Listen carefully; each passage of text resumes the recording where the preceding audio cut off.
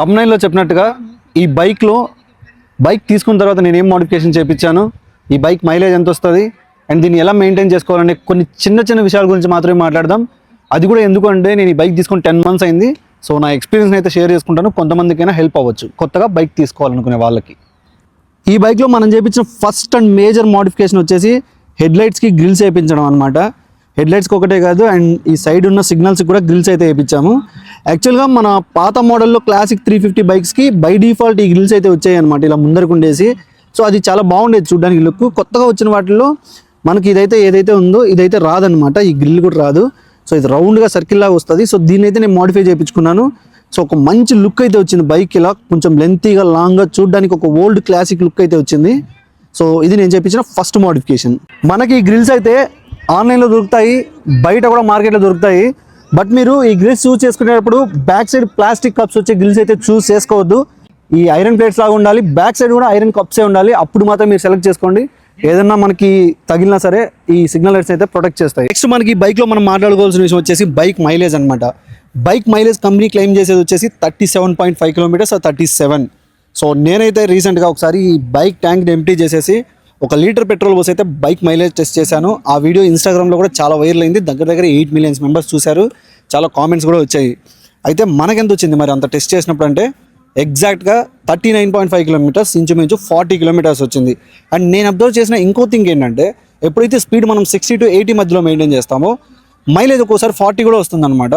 ఎప్పుడైతే 100 or 100 పైన speed maintain చేస్తున్నామో 22, 23 వచ్చిన రోజులు కూడా ఉన్నాయి నాకు హైవే మీద ఇది. సో అదొక డిఫరెన్స్ అయితే ఉంటుంది. స్పీడ్ని బేస్ చేసుకొని కూడా డిఫరెన్స్ అయితే ఉంటుంది మైలేజ్లో. చైన్ మెయింటెనెన్స్ బేస్ చేసుకొని కూడా మైలేజ్లో డిఫరెన్స్ అయితే ఉంటుంది. ఇంజన్ ఆయిల్ బేస్ చేసుకొని కూడా మైలేజ్లో డిఫరెన్స్ అయితే ఉంటుంది.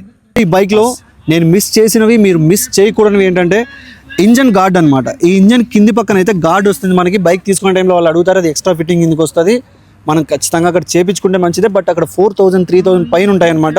అంత పెట్టలేము అనుకుంటే దాన్ని మీరు బయట నుంచైనా పర్చేజ్ చేయొచ్చు. అది ఇంజన్కి అయితే చాలా మంచి ప్రొటెక్షన్ ఇస్తుంది, ఖచ్చితంగా మీరు వేయించుకోండి. నేనైతే ఇప్పటి వరకు వేయలేదు, చాలా రస్ట్ బట్టేలాగా అయితే అయిపోతుంది కింద.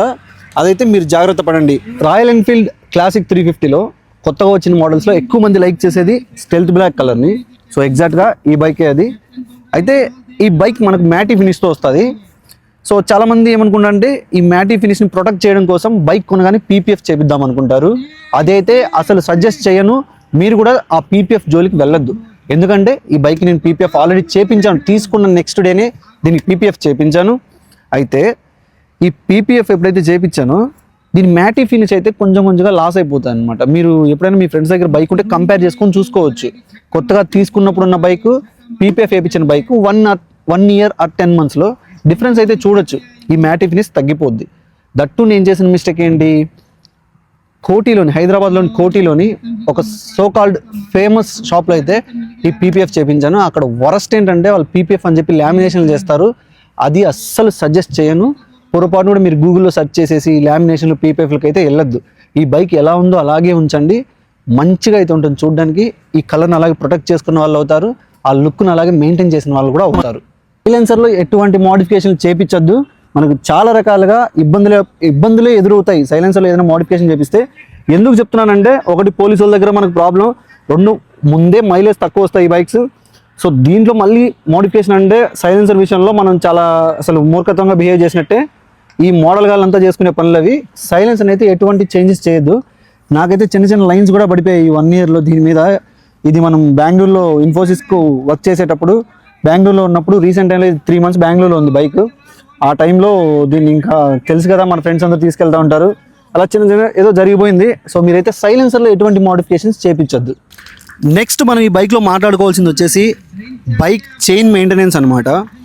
సో నేను తరచుగా పర్సనల్గా నేను మీకు ఇచ్చే సజెషన్, చైన్ని ప్రతి 200-250 కిలోమీటర్స్కి క్లీన్ చేసుకోవాలి. ఎందుకంటే నేను రీసెంట్ టైంలో ఆ చైన్కి మైలేజ్కి ఉన్న లింకేజ్ని అయితే చూశాను అనమాట. ఎప్పుడైతే నేను చైన్ని ఎవ్రీ 200-300 కిలోమీటర్స్కి ఈ బైక్లో క్లీన్ చేసుకుంటానో ఆ టైంలో నాకు మైలేజ్ అయితే కనీసం ఒక 4-3 కిలోమీటర్స్ 5 కిలోమీటర్స్ అయినా ఎక్కువ వచ్చేది. లాంగ్లో అయితే మనకి ఇంకా యూజ్ అయ్యేది అనమాట.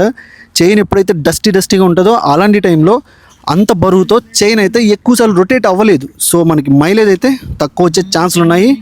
సో మీరు కూడా చైన్ అయితే తరచుగా క్లీన్ చేసుకుంటూ ఉండండి, లూప్ చేసుకుంటూ ఉండండి. అప్పుడే మన బైక్ అయితే కొంచెం నీట్గా ఉంటుంది అండ్ మైలేజ్ కూడా మంచిగా వస్తుంది. బైక్కి నేను ఇంకా అడిషనల్గా ఏదైనా చేపించాను అంటే అది వచ్చేసి ఈ ట్యాంక్ కవర్ అనమాట. ఆల్రెడీ పీపీఎఫ్ చేయించినప్పటికీ ఈ ట్యాంక్ కవర్ని అయితే తీసుకున్నాను. ఇది మంచి ప్రొటెక్షన్ ఇస్తుంది అండ్ ఏదైనా నేను క్యారీ చేయాలనుకున్నప్పుడు దీంట్లో తీసుకెళ్ళడానికి మంచిగా ఉంటుందని చెప్పి దీని అయితే తీసుకున్నాను. అండ్ సెకండ్ ఈ సీట్ కవర్స్ కూడా వేయించాను అనమాట. మంచి టెక్నాలజీతో వచ్చిన సీట్ కవర్లు ఇవి, మంచి కాస్ట్లీ ఐటమ్ అనమాట. సో ఇవి మనకి నెమ్మును కూడా పీల్ చేసుకుంటాయి, నాకు మంచి కంఫర్ట్ అయితే ఇస్తుంది లాంగ్ రైడ్స్లో. సో నేను ఈ సీట్కి కవర్ కూడా వేయించాను. ఈ బైక్ ఫ్యూచర్స్ గురించి నేను చెప్పాలి అనుకుంటే అది చాలా లెంతీ వీడియో అయిపోతుంది అనమాట. దట్టు యూట్యూబ్లో మనకు చాలా వీడియోస్ ఉంటాయి, డైరెక్ట్ గూగుల్లో కొట్టినా కూడా వచ్చేస్తుంది. లైక్ ఈ ట్రిప్పర్ నావిగేషన్లు, దీని స్పీడ్ మిషన్లు, ఇక్కడ మనకి ఏమేమి కనిపిస్తాయి, ఎల్ఈడి లైట్స్, 4 సైడ్ సిగ్నల్స్, ఈ లివర్ అడ్జస్టరు, ఇవన్నీ చూపిస్తారనమాట. చాలా వీడియోస్ ఉంటాయి మనకి. సో అదంతా చెప్పి ఇప్పుడు అంత ల్యాగ్ చేయాల్సిన అవసరం లేదు. అందుకని నేను నా ఎక్స్పీరియన్స్ని అయితే కొన్ని చిన్న చిన్న విషయాలు అయితే షేర్ చేసుకున్నాను. మీరు వాటిలో ఏదైనా తప్పులు చేసి ఉంటే నేను వాటిని మీరు చేయొద్దని చెప్పడానికి మాత్రమే షేర్ చేసుకున్నాను. అట్లే ఇంకోటి ఏంటంటే, మీరు ఇన్ కేస్ మీకు దీని గురించి లేదన్నా కంప్లీట్ వీడియో కావాలి, మొత్తం ఎక్స్పీరియన్స్ కావాలి, లెంత్ అయినా పర్లేదు చూస్తామనుకుంటే మీకున్న ప్రతి డౌట్ని కామెంట్లో కామెంట్ చేయండి. నేను ఖచ్చితంగా ప్రతి ఒక్క కామెంట్కి రెస్పాండ్ అవుతాను. అండ్ మీరు అడిగిన వీడియో కూడా తప్పకుండా చేసి పెడతాను, బైక్ గురించి ఏదైనా సరే, ఈ బైక్ గురించి.